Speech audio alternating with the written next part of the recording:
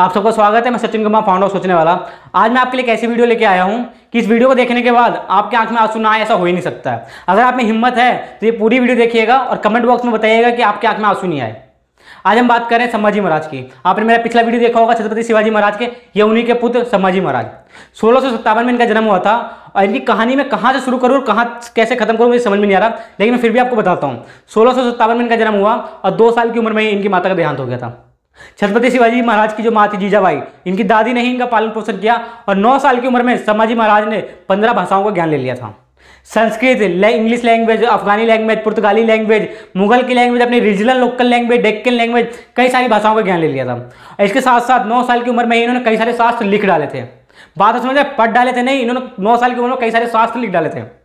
और शास्त्र के साथ साथ इनको शस्त्र का भी बहुत ज़्यादा नॉलेज था। 9 साल की उम्र में ही इनको हॉर्स राइडिंग, धनुष विद्या, उसके बाद आर्टिलरी और बॉडी बिल्डिंग, हर चीज़ की नॉलेज थी इनके पास।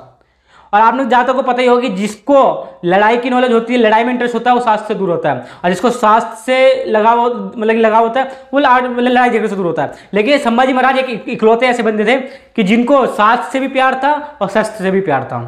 और ऐसा हुआ क्या, 15 साल की उम्र में इन्होंने रायगढ़ के किले को अपने अंदर में काम लेने लग गया। इनको अपने पिताजी के साथ ज़्यादा समय मिला नहीं कि वो मुगलों से युद्ध करने में ज़्यादा इधर उधर व्यस्त रहते थे। उस टाइम मुगलों को बहुत ज़्यादा आतंक फैला हुआ था, तो छत्रपति शिवाजी महाराज मुगलों में इतने बिजी थे कि इनको टाइम नहीं दे पाते थे।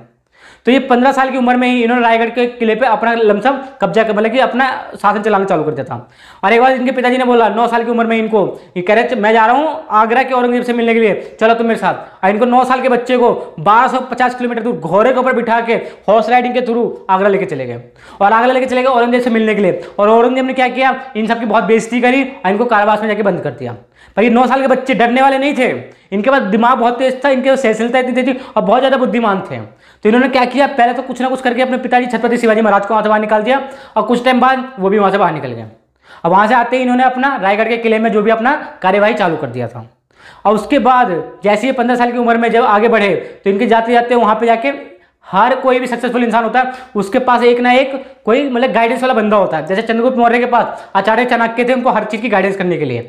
ऐसे ही इन्होंने क्या किया, उज्जैन के महाकवि कवि कलश को अपने साथ अपना मेंटोर के तौर पे, गाइड के तौर पे रखा, क्योंकि वो कवि को अपनी जो भी उनकी बातें होती थी वो मतलब कैलाश कवि से वो अपनी कवियों के द्वारा अपनी बातें पूरे हर जगह फैला देते थे। तो उन्होंने मेंटोर के तौर पे कवि कलश को अपने साथ रखने लग गए। जिस चाणक्य ने चंद्रगुप्त मौर्य के साथ थे एक मतलब कि मेंटोर के तौर पर, जिन्होंने पूरा धनानंद साम्राज्य खत्म कर दिया, वैसे ही संभाजी महाराज के पास मेंटोर के तौर पर कवि कलश थे। और आगे क्या हुआ, 1681 में छत्रपति शिवाजी का देहांत हो गया। इतने में यह रुके नहीं संभाजी महाराज, इन्होंने क्या किया, औरंगजेब का औरंगाबाद में जो सबसे बड़ा किला था, इन्होंने सोचा अगर मैं एक बार में वो किले पे आक्रमण करूँ और जीत जाऊं तो हमारे पास धन की कमी तो है ही, तो सारी धन की कमी की पूर्ति हो जाएगी। और इन्होंने वही किया, पहली बार में औरंगजेब का औरंगाबाद का किला इन्होंने पहली बार में जीत लिया, वहां से कई सारा धन इकट्ठा करके लिया है। और औरंगजेब को ये सब बर्दाश्त नहीं हुआ क्योंकि उस टाइम इनकी उम्र मात्र 23 साल की थी।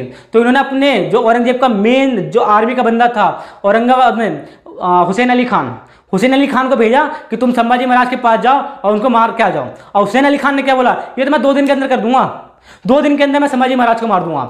वो आया, वहां से सेना लेके आया, 20 लाख की सेना औरंगजेब के पास, और इनके औरंगजेब के पास 8 लाख की सेना और इनके पास मात्र 20,000 की सेना। अब वो 8 लाख की सेना लेके संभाजी महाराज को मारने आया, लेकिन 1 साल तक बीत गया, ये कुछ कर नहीं पाया, हर बार मार खा के चला गया और अंत में जाके बोला कि हम हार गए। 1680, 1681, 1682 हर बार औरंगजेब को मारा और औरंगजेब मार खा खा के इतना परेशान हो गया, लेकिन फिर खड़ा हो जाता, फिर लड़ने के लिए तैयार हो जाता।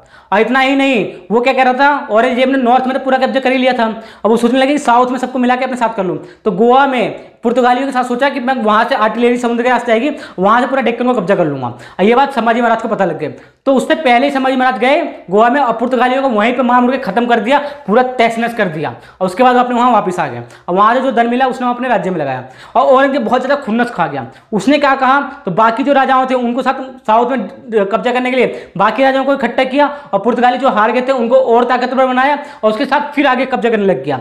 और एक और बात बता दूं, छत्रपति संभाजी महाराज 9 साल तक औरंगजेब को गोल गोल गोल गोल घुमाते रहे। अब वो नॉर्थ का चक्कर में, साउथ के चक्कर में नॉर्थ में भूल गया। और 9 साल तक सबसे बड़ी अचीवमेंट छत्रपति संभाजी महाराज की यही थी कि उन्होंने मुगलों को, औरंगजेब को 9 साल तक गोल गोल गोल गोल अपने इर्द गिर्द घुमाया साउथ में। इसके चक्कर में हुआ क्या कि पूरे भारत का सपना देखने वाला उसका नॉर्थ में पकड़ कमजोर होती गई। और नॉर्थ में पकड़ कमजोर होने के चक्कर में क्या हुआ कि वहां के हिंदू राजा दोबारा पंजाब के उस साइड के सारे वापस जागने लग गया, जो मुगलों के खिलाफ युद्ध करने लगे। और इसके चक्कर में गोल गोल गोल गोल घूमता रह गया। और साउथ में क्या किया, सो की सब कुछ घेर के संभाजी महाराज को खत्म करें, लेकिन ऐसा हो नहीं पाएगी। ये लोग, इनको इतनी ज्यादा युद्धनीति टेक्निक आती थी कि ये पहाड़ियों के बीच में लड़ना और छापेमारी युद्धनीति की बहुत ज्यादा इनको कुशल थे, जिसके चक्कर में एक भी युद्ध, और मैं कहना चाहूंगा पूरे हिंदुस्तान में कि ये एक ऐसे योद्धा थे कि 9 साल में 120 युद्ध लड़े और एक भी नहीं हारे।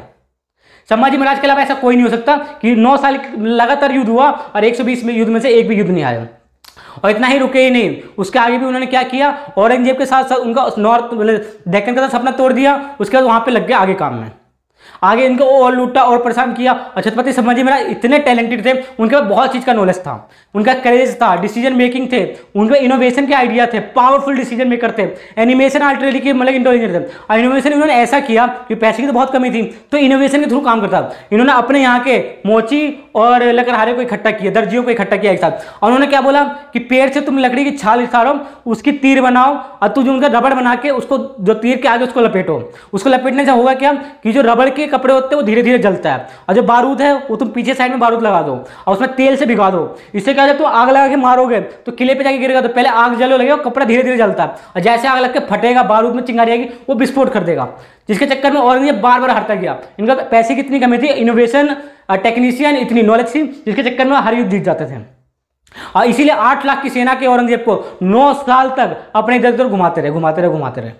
बात आप समझ रहे हैं। और इतना ही नहीं, चिक्कुदेव राय एक राजा था जो मुगलों के साथ मिल गया था, और वो गया संभाजी महाराज को उनके साथ करने के लिए। तो जब संभाजी महाराज ने क्या बोला कि तुम जो हिंदू धर्म को त्याग देगा, जो मुगलों की धर्म को अपनाएगा, उसको मैं जिंदा मार दूंगा। मैं अपने देश के लिए जीता हूं, जो मेरे देश से गद्दारी करेगा उसको मैं सीधा सीधा वहीं मार दूंगा। और ऐसा ही किया संभाजी महाराज ने, उस चिक्कुदेव राय को वहीं पे खत्म कर दिया। पुर्तगाली को गया जो उनका धर्म था उसको वहीं पे खत्म कर दिया, जो देश से गद्दारी किया उसको वहीं पे खत्म कर दिया संभाजी महाराज में।